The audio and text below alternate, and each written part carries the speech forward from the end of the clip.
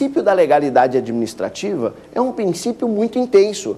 Por quê? Porque ele regula todas as ações do Estado e regula quando o Estado deve ou não deve agir. Professor, mas o legislador não é perfeito. Se por um acaso o legislador esquecer de regular determinada conduta estatal, esquecer de regular determinada relação jurídica, se a lei administrativa, se o direito público for omisso em relação a alguma relação jurídica, em virtude deste princípio, pode ou não pode o Estado agir? A resposta tem que ser negativa. Em caso de omissão de lei, o Estado não pode agir. Por que o Estado não pode agir? Porque o Estado está adstrito ao cumprimento estrito da legalidade, o que é bem diferente para o particular. O particular, ele não é regulado pela estrita legalidade. O particular, ele goza da legalidade aberta, da legalidade livre, não da estrita, da fechada. Ele goza de uma legalidade aberta, uma legalidade que não exige que ele faça só o que a lei determina. Quando a lei não fala nada, o particular, ele está autorizado a fazer a ação. Não precisa estar a lei regulando todas as situações. Lembrando, o particular, ele pode fazer tudo aquilo que a lei não proíbe. Se a lei proibir, aí ele não pode. E se a lei não falar nada, professor? Se a lei não falar nada, significa que ele pode fazer. O Estado não, porque o Estado está submisso à estrita legalidade. Saímos um pouco da legalidade e vamos entrar na impessoalidade.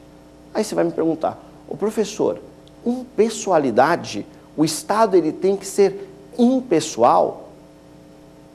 Perfeito. O Estado não pode fazer preferências a determinada pessoa, não pode conceder privilégios em suas relações jurídicas ou não pode prejudicar determinadas pessoas.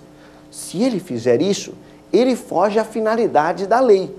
A lei tem que atender ao interesse público, ao interesse de todos. Isso significa, portanto, que a lei não pode conceder um privilégio especial, ou melhor, o Estado não pode conceder privilégio especial, a não ser que a própria lei regule. Só que aí, a lei, como ela é isonômica, ou seja, deve tratar todos de maneira igual, ela vai fazer diferença só para aqueles que realmente precisam de uma diferença.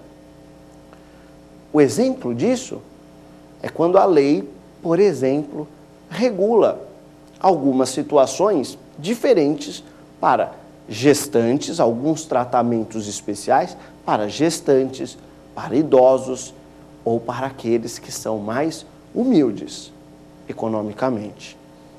Então, neste caso, pode o Estado, atendendo à lei, porque isto sim é o princípio da isonomia, conceder esse privilégio. Só que a regra não é essa. Em regra, todos são iguais perante a lei, então o Estado não pode, em suas relações jurídicas, conceder privilégios para uns ou prejudicar determinados administrados.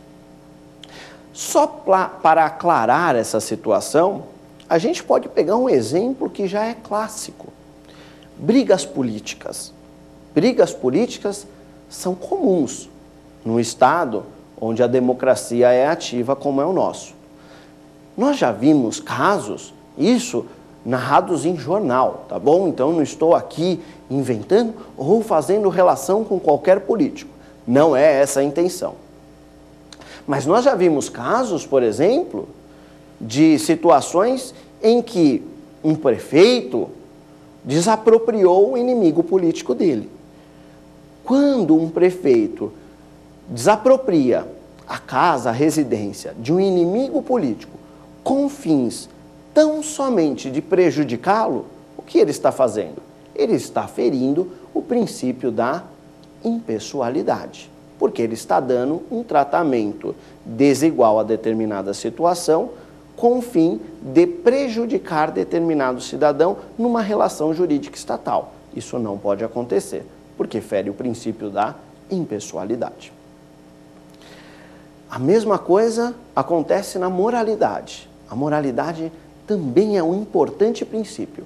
E a moralidade é um princípio que vai além da legalidade. O Estado, além de respeitar a lei, o Estado tem que praticar atos leais, atos vinculados à ética, atos vinculados à boa administração. Veja, o princípio da moralidade ultrapassa os parâmetros frios do princípio da estrita legalidade. Um bom administrador não pode tão somente cumprir o que diz a lei. Ele tem que, além de cumprir a lei, ele tem que ser honesto, tem que ser ético, tem que agir com lealdade, tem que estar vinculado aos princípios de boa administração. Só assim, este administrador, só assim, este político vai decidir com retidão, vai decidir de acordo com a moralidade. Detalhe importante, nós já vimos muitos casos de ferir o princípio da moralidade. Um bom exemplo disso já está, inclusive, sumulado pelo Supremo Tribunal Federal. Nós temos a súmula vinculante contra o nepotismo. O que seria o nepotismo, hein, gente? O nepotismo seria usar o poder para empregar os parentes. Usar o poder para empregar parentes é algo que fere frontalmente o princípio da moralidade. Tanto isso é verdade que já está, inclusive, sumulado pelo Supremo Tribunal Federal. Este é um grande exemplo, portanto, de um caso que fere o princípio da moralidade administrativa. Mais um princípio que nós temos aqui, nestes do artigo 37, é o princípio da publicidade. E aí você vai me perguntar, ô professor, por que precisa publicar as coisas públicas? Gente, os negócios públicos, eles devem ser expostos para todos. Por que eles têm que ser expostos para todos? Porque o povo tem que saber o que está acontecendo com o dinheiro dele. O povo tem que saber o que o Estado está fazendo. Se o Estado está ou não está cumprindo as leis, se o Estado está ou não está atendendo aos objetivos do nosso país. Objetivos estes que estão no artigo 3º da nossa Constituição Federal. O Estado tem que saber o que a coisa pública e aonde a coisa pública está sendo empregada. O que estão fazendo com a coisa pública e como a coisa pública está sendo empregada. Como é que ele vai saber disso? Através da publicidade dos atos. O ato, para ser público, ele tem que ser ofertado para quem tem interesse. Então, qualquer cidadão que tenha interesse nos atos públicos pode se locomover até o órgão público e tomar conhecimento de tudo o que está acontecendo com a coisa pública, porque a coisa pública é de todos, inclusive desta pessoa, deste cidadão interessado. Alguns casos que são de repercussão geral, estes, além de ser disponibilizado o acesso a qualquer interessado, ele tem que sair ainda publicado no Diário Oficial, ou seja, ele tem que ser estampado num jornal. Então, além de público, tem que ser publicado. Lembro aqui, nem todos os atos precisam ser publicados.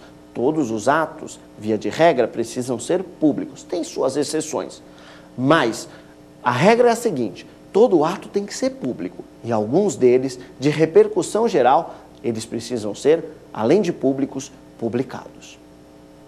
Ô professor, com a publicidade, o que acontece? Com a publicidade, pode o povo fiscalizar o Estado, com a publicidade, pode a controladoria fiscalizar o trabalho dos outros órgãos, com a publicação, com a publicidade, pode o Ministério Público fiscalizar a atuação dos órgãos e com a publicidade pode o Tribunal de Contas